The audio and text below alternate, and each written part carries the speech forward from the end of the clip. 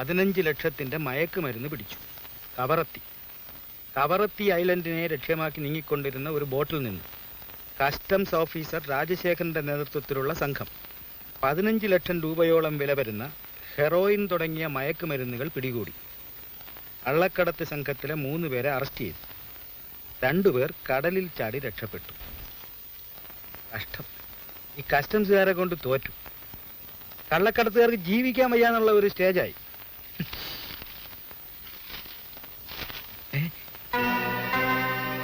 മയക്കുമരുന്ന് കള്ളക്കടത്ത് രാജാവ് അനന്തൻ നമ്പ്യാർ ജയിൽ ചാടി. മദ്രാശി ആസ്ഥാനമാക്കി കള്ളക്കടത്തും കൊലപാതകങ്ങളും നടത്തി കുപ്രസിദ്ധി ആർജിച്ച അനന്തൻ നമ്പ്യാർ ഇന്നലെ വെളുപ്പിന് സെൻട്രൽ ജയിൽ ചാടി കടന്നു കളഞ്ഞു. തമിഴ്നാട്ടിലും അയൽ സംസ്ഥാനങ്ങളിലും അനന്തൻ നമ്പ്യാരെ വീഴ്ത്താനുള്ള വല വീശിക്കഴിഞ്ഞുവെന്ന് പോലീസ് കേന്ദ്രങ്ങൾ വെളിപ്പെടുത്തിയിരിക്കുന്നു.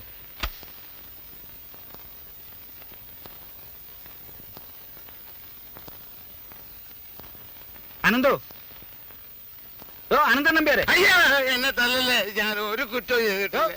ഇങ്ങോട്ട് നോക്കി, ഇത് ഞാനാ, പ്രഭാകരൻ നമ്പി.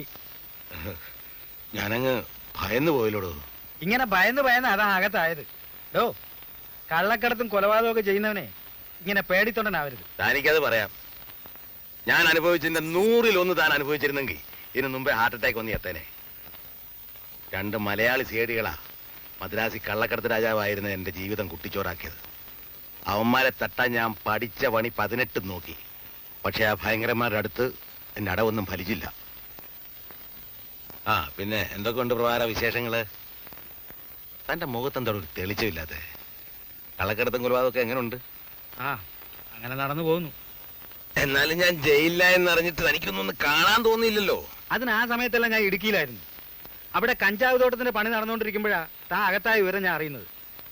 പിന്നെ സംഗതി കുഴപ്പത്തിലേക്ക് നീങ്ങിക്കൊണ്ടിരിക്കുക. എന്റെ ലേറ്റസ്റ്റ് ഫോട്ടോ സഹിതം വാർത്ത പത്രത്തിൽ വന്നിട്ടുണ്ട്. നോക്ക്. Oh my God.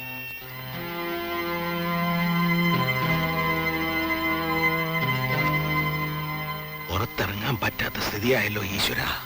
പുറത്തിറങ്ങാൻ പറ്റില്ല എന്താ? എന്നെ പറ്റി പോലീസിന് ഇന്നുവരെ യാതൊരു സംശയവുമില്ല. അനാഥ മന്ദിരം, കുഷ്ഠരോഗ നിവാരണം എന്നൊക്കെ പറഞ്ഞ് വളരെ മാന്യമായ രീതിയിൽ ഞാൻ മുന്നോട്ട് പോയിക്കൊണ്ടിരിക്കുക. താനുമായി ബന്ധമുണ്ടെന്നോ മറ്റോ പോലീസുകാർ അറിഞ്ഞാൽ എന്റെ ഭാവി അതോടെ അവതാളത്തിലാവും. അപ്പോ അനന്തൻ ഇവിടുന്ന് പോണം. പ്രഭാകര, പതുക്കെ. എന്റെ ഭാര്യയെ ഞാൻ ഈ പത്രം കാണിച്ചിട്ടില്ല. എന്റെ രഹസ്യങ്ങളൊന്നും അവർക്ക് പോലും അറിയില്ല. എന്നെ ആപ്പിലാക്കാതെ അനന്തൻ എത്രയും പെട്ടെന്ന് സ്ഥലം വിടണം. ആ പഴയ പ്രഭാകരൻ തന്നെയാണോ ഈ സംസാരിക്കുന്നത്? 7 വർഷങ്ങൾക്ക് മുമ്പ് വിജയവാഡയിലെ കാസിനോ ഹോട്ടലിൽ വെച്ച് മാർവാടിയെ തല്ലിച്ചതച്ച് ഇടയിലുണ്ടായിരുന്ന 4 ലക്ഷം രൂപ നമ്മൾ പങ്കിട്ട് ആ സൗഹൃദമൊക്കെ താൻ ഇത്ര പെട്ടെന്ന് മറന്നോ? പഴയ കാര്യങ്ങളൊന്നും പറഞ്ഞ് നേരം കളയണ്ട.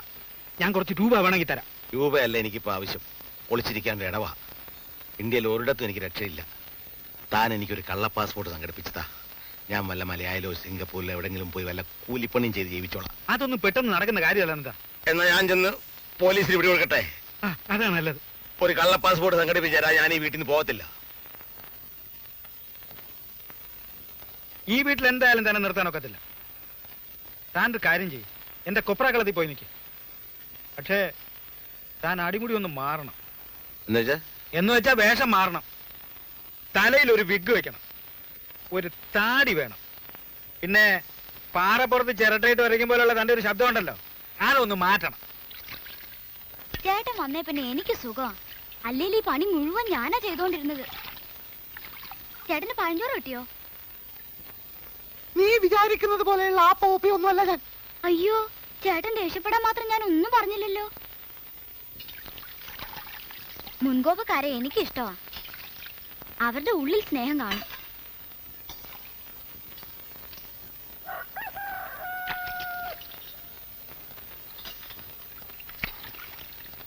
ചേട്ടൻ ആരെങ്കിലും ലവ് ചെയ്തിട്ടുണ്ടോ?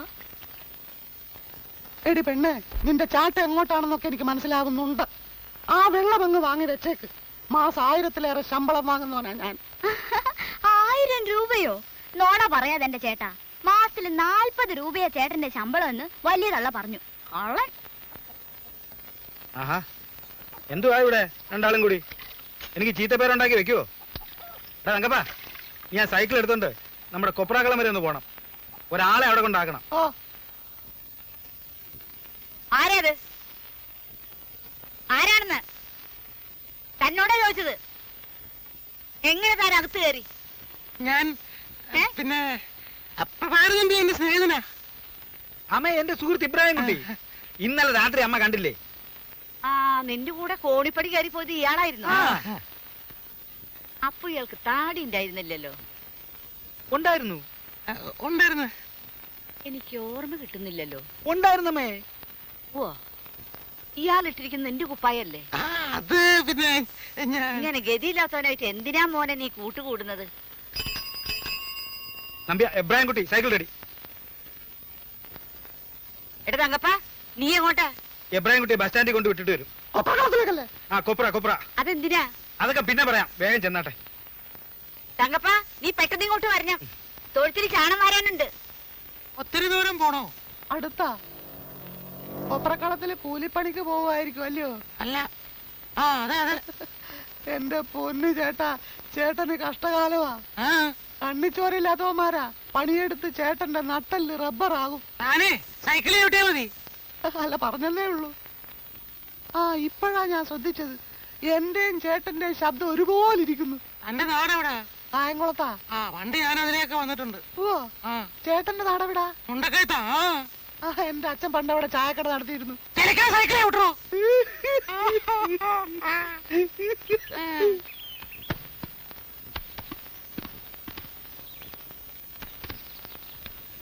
ചേട്ടൻ ഇറങ്ങിക്കോ. ഇവിടെയാണോ?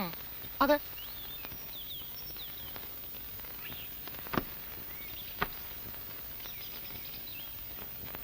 ഇയാളെ ഞാൻ മുമ്പ് എവിടെയോ കണ്ടിട്ടുണ്ടല്ലോ. പിന്നെ എനിക്ക് മുൻ പരിചയമുണ്ടല്ലോ. ഇല്ല. ഏയ് ഇല്ല.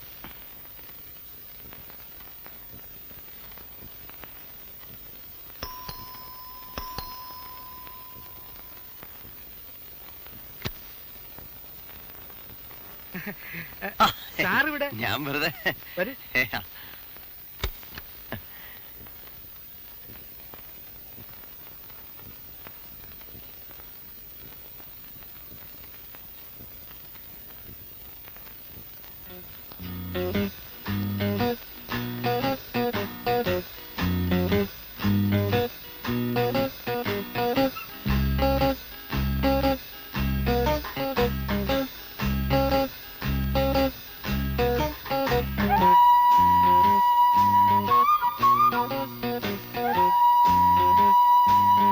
സാർ സാർ എവിടെയായിരുന്നു? സാറെവിടായിരുന്നു? സാർ ഈ വാതിലിൽ കൂടെ കയറിയപ്പോ ഞാൻ ആ വാതിലിൽ കൂടെ അങ്ങോട്ട്. അപ്പൊ ഞാൻ ആ വാതിലിൽ കൂടെ കയറി, പിന്നെ ഈ വാതിലിൽ കൂടെ അങ്ങോട്ട് ഇറങ്ങി കയറി വന്നു. നമുക്ക് താഴെ ഇരിക്കാം. പടി കയറി വന്നല്ലേ, ഇനി വീടൊക്കെ ഒന്ന് കണ്ടല്ലോ. അല്ല, ഇവിടെ അങ്ങനെ പ്രത്യേകിച്ച് കാണാൻ ഒന്നും തന്നെ ഇല്ല സാർ. അല്ല, ഈ വീടിന്റെ കൺസ്ട്രക്ഷൻ കാര്യങ്ങളൊക്കെ. ദേവു, 2 ചായ വേഗം വേണം സാർ. ഈ മുറിയില് ഇന്ന് വരെ ആരും അങ്ങനെ വരികയോ ഉറങ്ങുകയോ ഒന്നും ചെയ്തിട്ടില്ല സാർ. ചുമ്മാ മുറിയല്ലേ? എന്താ? ചുമ്മാ മുറി. ആ, അതെ. ഈ ചുറ്റുപാടുള്ള ആൾക്കാരൊക്കെ എങ്ങനെ? എല്ലാം നല്ല ആളാണ് സാർ. അതായത് ഈ പ്രദേശത്തുള്ള എല്ലാവരും എന്നെ പോലെ അന്തസ്സും മാന്യതയും ഒക്കെ ഉള്ളവരാണ് സാർ. സത്യത്തിൽ മക്കളില്ലാത്ത എനിക്ക് അവരൊക്കെയാണ് സാർ ഏക ആശ്വാസം. അന്നൊരിക്കൽ സാറ് പറഞ്ഞല്ലോ, ഈ കുഷ്ഠരോഗ ആശുപത്രിയും അനാഥ മന്ദിരവുമാണ് ഏക ആശ്വാസം എന്ന്. അത് വേറൊരു ആശ്വാസം. എനിക്ക് സാറിനെ വളരെ ഇഷ്ടപ്പെട്ടു. സ്വന്തം അച്ഛനോടൊക്കെ തോന്നുന്ന ഒരു തരം സ്നേഹം. സാറിനെ കാണാൻ വേണ്ടി എന്റെ മനസ്സ് എപ്പോഴും വെമ്പൽ കൊള്ളുന്നു. ഞാൻ എപ്പോഴും ഈ വീട്ടിൽ വന്നോട്ടെ. പിന്നെന്താ, മക്കളില്ലാത്ത എനിക്ക് ഇതും ഒരു ആശ്വാസമായിരിക്കും. കറക്റ്റ്. ഈ ജനലിൽ കൂടെ പുറത്തേക്ക് നോക്കുമ്പം എന്തൊരു മനോഹാരിത. ഈ മുറി എനിക്ക് വളരെ ഇഷ്ടപ്പെട്ടു.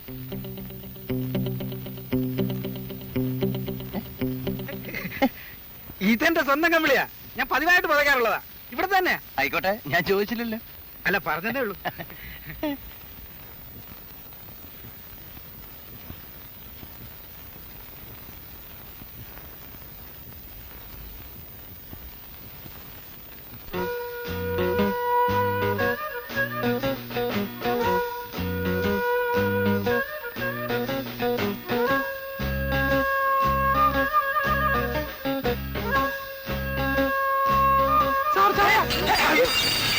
റാസ്കൽ, മനുഷ്യനെ പേര് സാർ, അമ്മ ഒരെ കഴുതകളെ പിടിച്ച് ജോലിക്ക് നിർത്തും. ഈ റാസ്കൽ കഴുതയില്ല സാർ, ഈ റാസ്കൽ കോവർ കഴുതയാണ്. ഇങ്ങനെയാണോ ഒരു മാന്യന്റെ മുറിയിലേക്ക് ചായ കൊണ്ടുവരുന്നത്?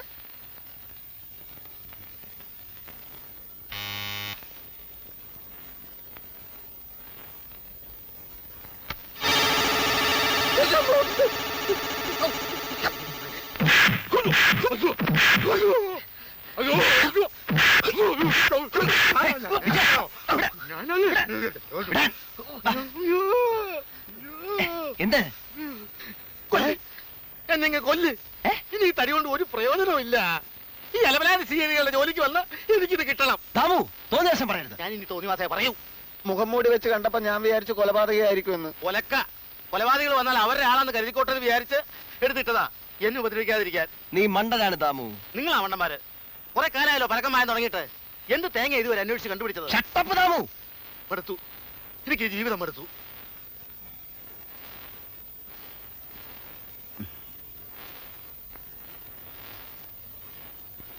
എവിടെ നിന്റെ മുടിയും താടിയും? നീ ഒരു നയവഞ്ചകനാണ്. തോളിലിരുന്ന് ചെവി തിന്നുന്നവനാണ്. ഞാൻ കോവർ കഴുതയാണെങ്കിൽ നീ ഹിപ്പോപ്പൊട്ടാമസാണ്, കണ്ടാമൃഗമാണ്. അയാൾ എന്നെ തല്ലിയപ്പോ നീ ഒരു ചെറുവിരൽ അനക്കിയോ? നീ വേഷം മാറി നടക്കുമ്പോ ഞാൻ ഈ തല്ലിപ്പൊളി വേഷത്തിന് ഞാൻ ഇല്ലടാ. പണിയെടുത്ത് എന്റെ നടു ഒടിഞ്ഞു. ഞാൻ മദുരാശിയിലേക്ക് പോവുക. അവിടുത്തെ വല്ല ലോക്കൽ കേസുകളൊക്കെ അന്വേഷിച്ച് ഒരു സാധാ സിഐഡിയായി ഞാൻ ജീവിച്ചോളാം. ചെല്ലേ, മദ്രാശിയിലേക്ക് ചെല്ലേ. നിന്നെയും കാത്ത് അനന്തൻ നമ്പ്യാർ അവിടെ ഇരിപ്പുണ്ട് കൊല്ലാൻ. അനന്തൻ നമ്പ്യാരോ? അതേടാ, നമ്പ്യാർ ജയിലിയാടി. എന്റെ ഈശ്വര, എവിടെ നിൽക്ക കള്ളി ഇല്ലാതായോ? ആയി വിജയ, ഇവിടുത്തെ കേസ് തെളിയിക്കാൻ കഴിഞ്ഞാൽ മന്ത്രിയോട് പറഞ്ഞ് നമുക്ക് ഇവിടെ പോലീസാകാം. മദ്രാശിയിൽ ചെന്നാൽ അനന്തൻ നമ്പ്യാർ നമ്മളെ ജീവിക്കാൻ സമ്മതിക്കില്ല.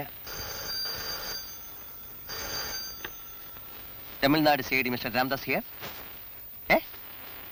ആര്, മിനിസ്റ്ററോ? ഗസ്റ്റ് ഹൗസിലോ? ഓ, വരാം.